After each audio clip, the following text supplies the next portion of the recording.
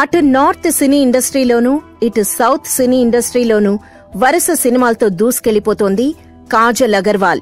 Heroine గానే కాకుండా item girl గా కూడా తన అందాలను ఆరబోస్తోంది ఈ అమ్మడు. జనతా గ్యారేజ్ చిత్రంలో ఎన్టీఆర్ సరసన నేను పక్కా లోకల్ అంటూ హాట్ గా చిందేసి కుర్రాళ్ల మనసుల్ని కొల్లగొట్టింది. అయితే తాజా సమాచారం ప్రకారం ఈ భామ మరొక ఐటమ్ సాంగ్ లో నటించబోతోందట.